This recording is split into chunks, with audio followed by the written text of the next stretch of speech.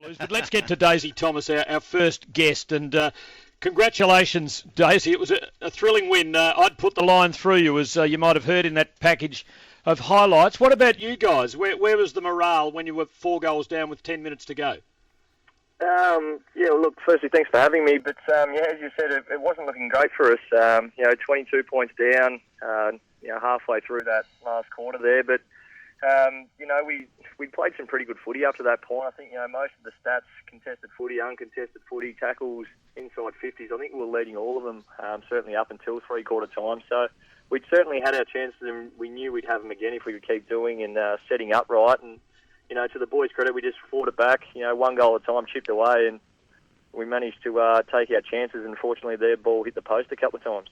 Daisy, I know you're only new to the Carlton Footy Club, but watching them in the last season and this season, you can get into situations where you're 5 and 6 goals down, and then all of a sudden you throw caution to the wind, and you can really get on a roll and have these stirring comebacks. We've seen it against Richmond 3 or 4 times, and last night again, it looked hopeless with not much time left, but you can get on a roll and really create some genuine excitement with your footy. Did something change in the mindset or the game plan?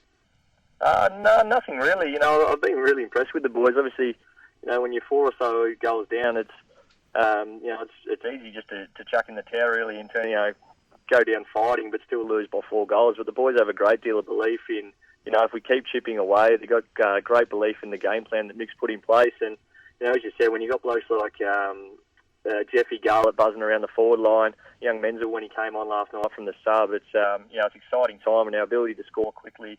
We're never really out of the contest, which is fantastic to know going into the last quarter and into games that look like they're getting away from you.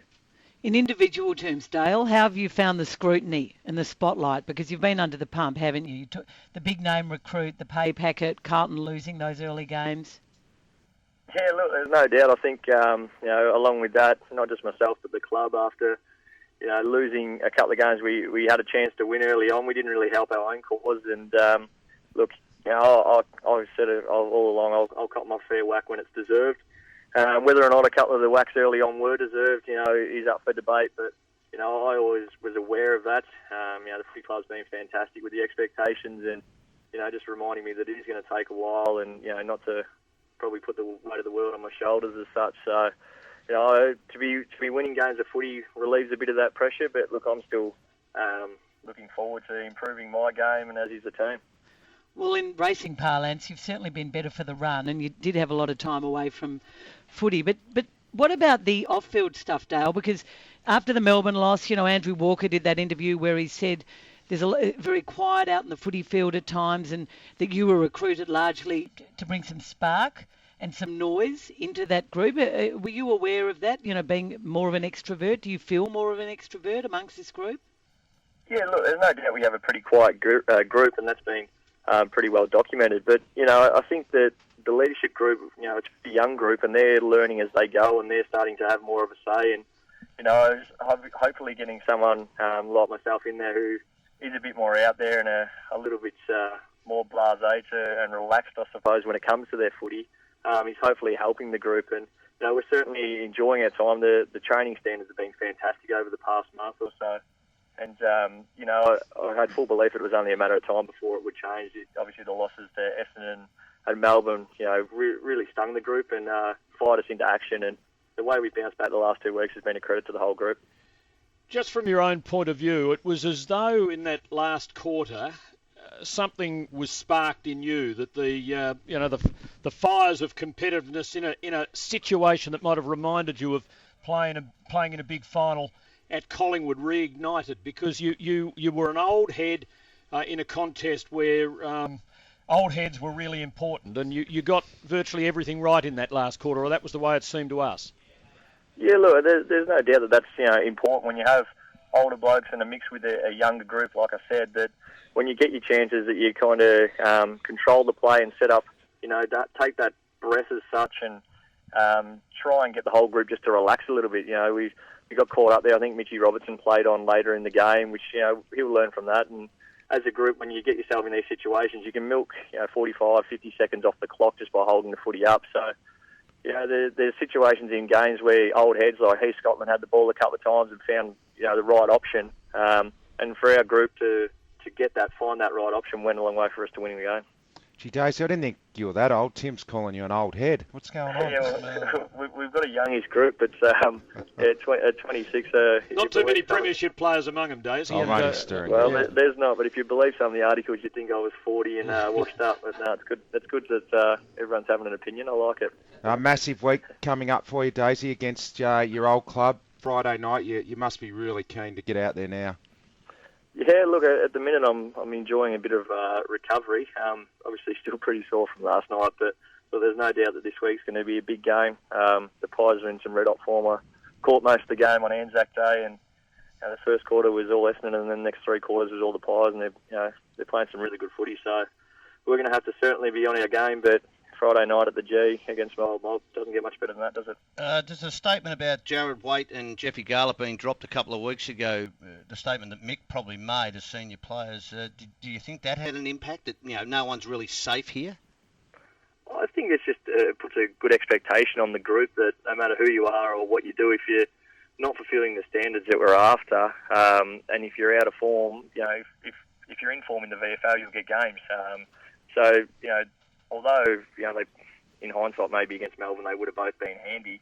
The 2 weeks, the effort that they've produced, or 2 weeks since they've come back in, and Jeffy last night, it certainly stung them into action as well, I think. And hopefully going forward, they can know that it's not about always kicking the goals and taking the marks in the possession rate, that it's probably more playing that role, getting their,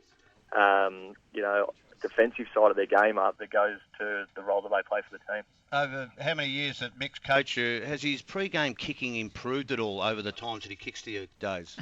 He's got those spirals down. Those spirals going all right? Yeah, he's got them down. I think I've busted a couple of his fingers along the way.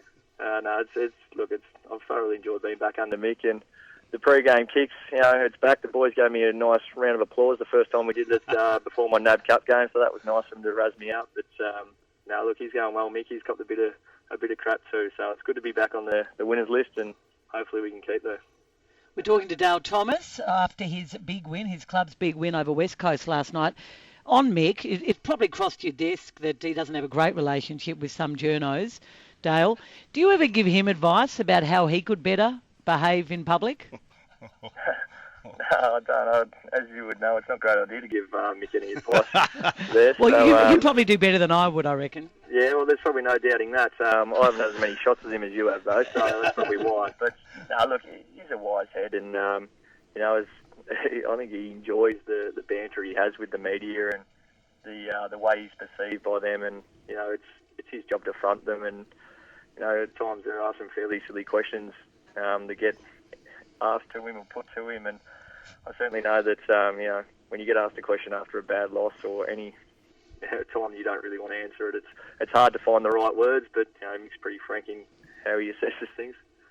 Yep, fair enough. Dale, just before you go, do you reckon the Collingwood fans will be a bit frank and give you some stick on Friday night? Oh, give me a break. I reckon there's no doubt about that. You ready? That's why we love them. Look, I won't get too caught up in that. There's no doubt that there are obviously some Collingwood supporters that are going to hold a grudge, but that's why I loved them when I was there. They're great supporters of a great footy club, and that's why hopefully our supporters can give them as much stick, and it'll be a ball terror of a game, and hopefully we can get the chocolates. I'd get a lift to the game, Days, because I reckon if someone saw you getting out of your car and it was Collingwood supporters, it mightn't be the same when you get back to it after the game. What are you trying to say about Collingwood supporters? Oh, no. Just I think Carlton supporters would do the same for anybody who left like that. That's all right. Nah, all the best, mate. That'll be right, mate. That's what managers are for, isn't it? To give you a lift to the game. Yeah, give you a lift to the game. And yours lives next door to you, Dale, I'm told. Yeah, he certainly does. Paulie Connors, he does a great job, so I'll still be driving myself to the game, though. I don't think there's too much to worry about there. Good on you. Well, we hope it's a happy drive home. Well, I do anyway. Thanks for joining us today. Really good to have a chat. And congratulations on your game last night and the win for the Blues. Thanks very much, guys. Good on you.